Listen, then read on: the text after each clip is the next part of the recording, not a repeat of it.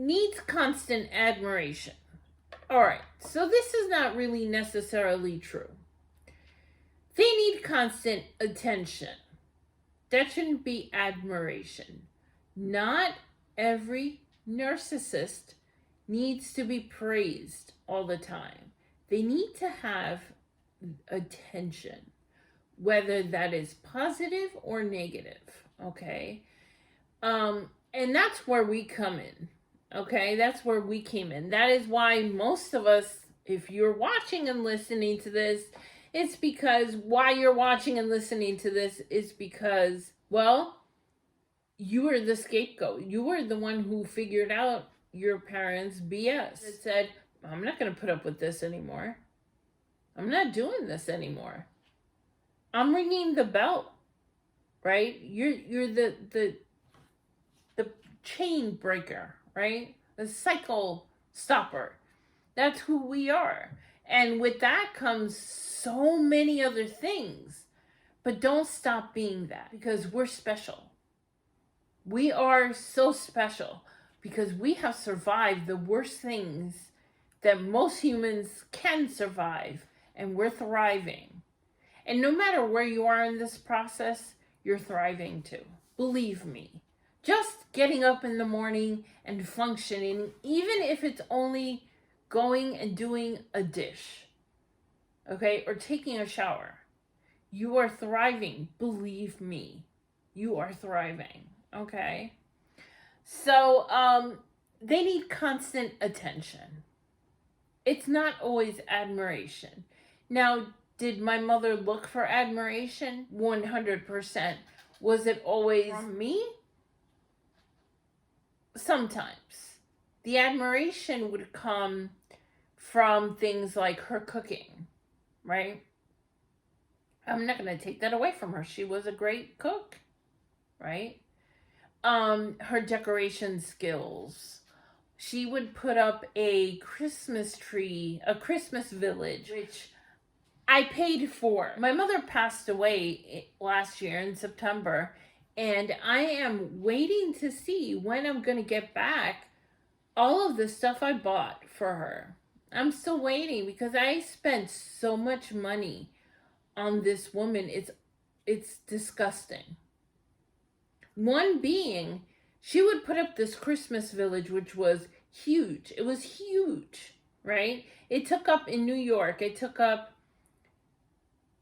the back wall and then the side wall in the living room. It was huge. I bought almost every piece in that Christmas village, and they were movable pieces, so they were expensive, and they were from Hallmark. They were expensive, okay? So anyway, she would do that because anybody that she would run into, she would say, hey, come to my apartment so you could praise me for what a great job I did at putting some pieces together and some cotton ball to make it look like snow. And she always did get the attention she was looking for. She did. Also, at any holiday, I mean, she cooked and everyone gave her attention. She made, being Cuban, black beans that everyone, oh, your mother's black beans are the best black beans I've ever eaten. I really truly believe that she just put sugar in it, and that's what people liked about it, that they were sweet. I don't know. But yes, they do need admiration, but they also need attention. And that comes in later in life, right? When we decide, hey, I'm done with this relationship, I'm going no contact, and they start to freak out, and they don't care if your attention is positive or negative. That's when they do the hoovering, and they're trying to get in touch with you, and doing everything in their power. And even if you're upset, that gives them more narcissistic supply, because these are evil people, okay? I know that there are a lot of people who believe this, what I'm about to say.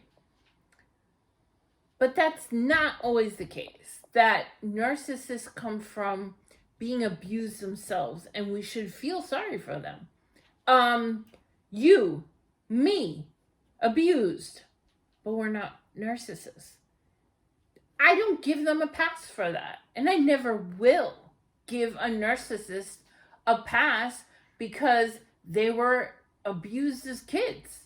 They made a choice to be who they are, and so did we. And we're not narcissists. We're not purposely hurting people. And they do. Okay? They do hurt people on purpose. All right. Moving on. All right. Has a sense of entitlement, i.e., believing that they are so special others should give them favorable treatment. That, again, how different is that from the sense of grandiosity? If you're grandiose, you're expecting special treatment. So a lot of these traits, I have to say, they're just one trait. These three are the same thing.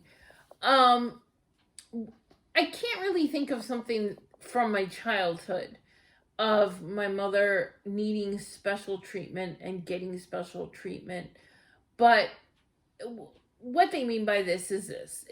For example, walking into a restaurant, and a lot of you may have seen your parents do this, and there were they were full, and they expected to be seated, okay?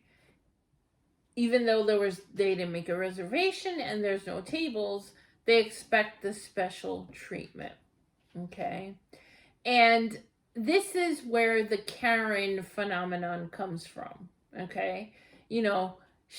She's a Karen. Karens expect things to go their way regardless of what the situation is.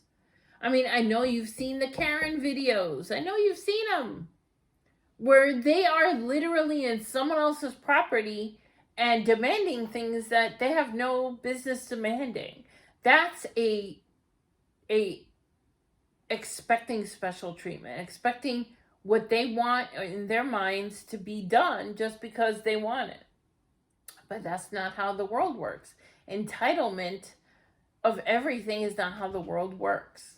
Right? We have to know up to where we are right to be angry and expect something, and where it's just not our business.